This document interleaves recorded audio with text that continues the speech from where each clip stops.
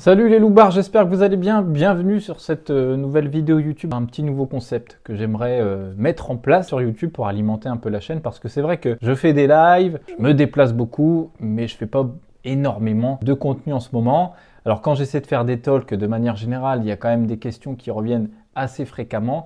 Mais parfois vous n'êtes pas disponible ou vous n'êtes pas sur le live. Du coup, c'est pour ça que je vous ai demandé sur mes réseaux sociaux, sur YouTube, Facebook, Instagram, de poser vos questions et je vais y répondre dans cette vidéo. Et j'aimerais qu'on se retrouve 1 à 2 fois par semaine comme ça sur ce genre de vidéo pour que vous puissiez, pourquoi pas, soit apprendre des choses via le poker bien sûr, via mon expérience, et aussi si vous avez des questions sur moi, sur mon parcours, sur ce que j'ai pu faire, sur ce que j'ai pu apprendre, aussi n'hésitez pas à les mettre en commentaire. Et puis si vous avez envie de réagir par rapport à mes réponses, faites de même en commentaire. N'oubliez pas de vous abonner, de mettre la petite cloche, tout ça. Enfin, vous voyez le discours classique d'un YouTuber. Alors, première question qui m'a été posée sur Instagram, Tala44 qui l'a posée, m'a demandé comment on fait pour gagner au poker quand on est une dinde? C'est une bonne question. Malheureusement, quand on est une dinde, on ne gagne pas au poker. Je ne pourrais pas beaucoup t'aider sur cette question parce que quand on est une dinde, on ne peut pas gagner au poker. C'est comme ça, voilà. Il y en a un autre aussi, The Million 5, qui m'a dit que j'étais devenu un lifetard maintenant. Alors, est-ce que je suis devenu un lifetard? Non, je pense pas. Je reste un streamer. Pour moi, mon métier numéro 1, c'est joueur de poker streamer. Maintenant, c'est vrai que depuis l'année dernière, depuis le début d'année, j'essaie de faire un live par mois minimum. Et cette année, je suis presque passé à 2 lives par mois. Alors, est-ce que je suis un lifetard? Je ne sais pas, parce que je pense qu'un lifetard ne joue pas forcément online. J'essaie quand même de jouer online un minimum, notamment en stream. Mais en tout cas, j'essaie toujours de jouer online et de faire mon travail de streamer. Donc, je ne suis pas devenu un lifetard, même si c'est vrai, je ne vais pas vous mentir, j'adore le live. C'est vraiment un kiff. J'ai une passion pour ce format de jeu qui est pour moi différent du online, bien sûr. Question de Quentin.fort qui me dit « Est-ce que je serai présent au WPT ?» Oui, le WPT commence dès ce week-end, je crois, mais je serai présent là-bas dès mardi. Alors, je ne jouerai pas les tournois, mais j'y serai de mardi soir, normalement, au WIPT. Et je vais jouer le D1C, du coup, de cette finale, qui est, si je ne me trompe pas, jeudi. Donc vous me verrez jeudi sur cette finale Winamax. Et comme je suis en confiance et comme ça se passe bien en ce moment, j'espère que ça sera de même pour cette finale du WPT. Mais les structures sont assez turbiches. Bon bref, on verra. Autre question, Anto Deagle qui me dit « L'équilibre gain-impôt sur les gains poker est-il vivable à long terme sur le poker français ?» Si j'essaie un petit peu d'interpréter ta question, tu me demandes si tout simplement on peut vivre du poker en France. Bon, là la réponse elle est simple, j'ai envie de te dire oui. Si tu fais 50 000 € de bénéfices, attention, 50 000 € de bénéfices, pas de chiffre d'affaires, tu pourras potentiellement vivre du poker en France. Mais 50 000 € de bénéfices, réfléchis bien, c'est 25 000 € net. Bon, 25 000 € net, c'est OK, ça dépend dans quelle région tu vis. Si tu vis dans ma région, c'est bien, 25 000 € net par an. Tu ne vas pas monter une entreprise si tu fais un chiffre d'affaires extrêmement bas ou un bénéfice très bas. Ton objectif sera de monter cette structure si seulement ton bénéfice par an dépasse au moins 50 000. Mais vous le savez, au poker, aujourd'hui, c'est très dur de savoir si on est capable de faire 50 000 € de bénéfices. Alors je parle en tournoi, en cash game, j'en sais rien, mais bon, ça revient quasi au même. C'est difficile de prévoir avec ce jeu, tant il évolue, tant le niveau augmente. Évidemment, aujourd'hui, c'est compliqué de se dire que si je gagne pas plus de 50 000 €, déjà de se fixer comme objectif de gagner 50 000 € tous les ans, ça c'est extrêmement compliqué aujourd'hui. J'ai envie de te dire oui, c'est viable, bien sûr, c'est vivable, mais il faut être un très très très bon joueur. Et malheureusement, des très très très bons joueurs qui gagnent plus de 50 000 € par an au poker, c'est extrêmement rare. On a Freeman Kane 31, si vous voulez aller suivre sur Instagram, n'hésitez pas, qui pose une question. Tel un bon vin, dirais-tu que dans ta vie comme dans ton poker, tu es arrivé à maturité? C'est une bonne question en soi. Niveau poker, je pense que je suis arrivé à maturité. C'est-à-dire que là, j'ai atteint un très bon niveau. On peut toujours progresser. Mais moi, mon objectif, c'est pas d'aller jouer les tritons, ni jouer les tournois les plus chers online sur le .com, etc. C'est déjà jouer ce que je fais actuellement, c'est-à-dire les 50-100 sur Internet, des fois les 250, des fois les 200. Mon niveau me permet de bien me débrouiller en live, de bien me débrouiller online. Donc effectivement, si on parle de maturité de jeu, je pense que je l'ai atteint.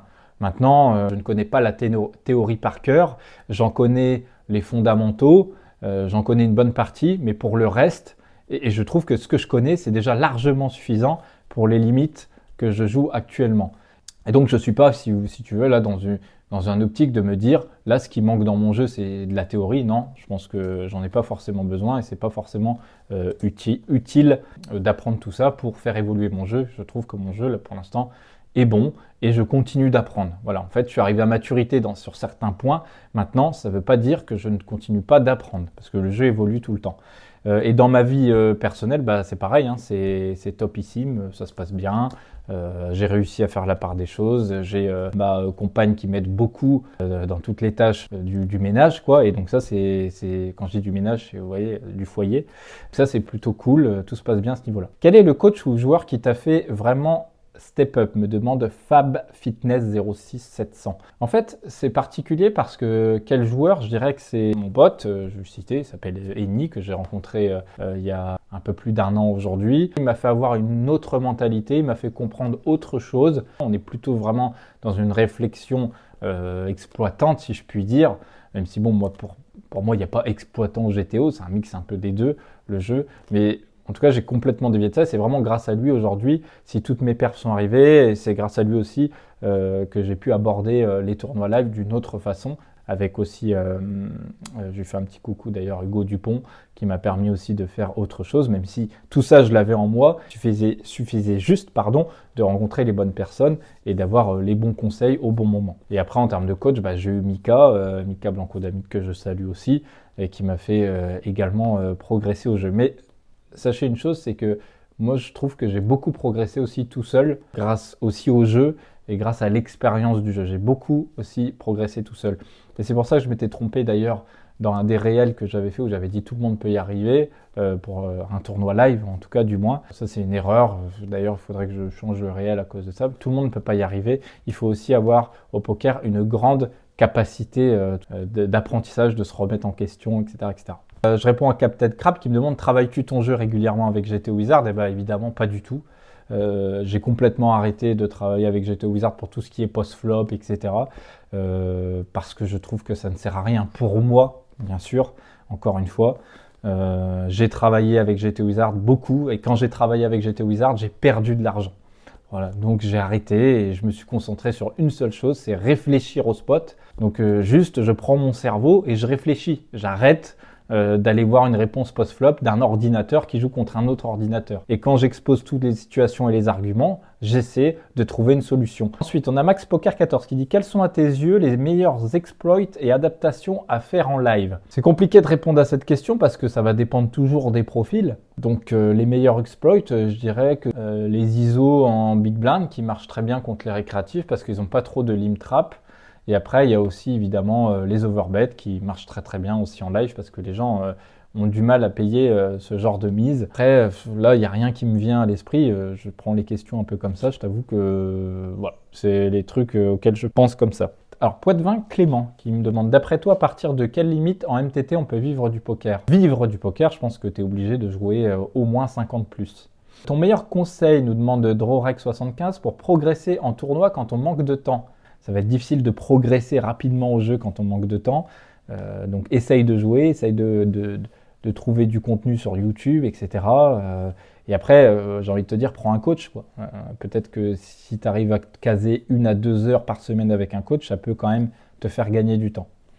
Bonjour, penses-tu que Namur est un bon tremplin pour acquérir de l'expérience en live niveau tournoi? Oui, oui, de toute façon, tous les tournois live sont des bons tremplins. Alors après, il faut jouer plutôt des petits buy-in dans un premier temps, mais essayez de jouer quand même des bonnes structures. Je sais qu'il y en a beaucoup qui vont jouer les 100 € turbiche, les trucs, bon, c'est bien, mais essayez quand même de commencer par des belles structures avec des niveaux de 40 minutes et déjà au moins 30 minutes.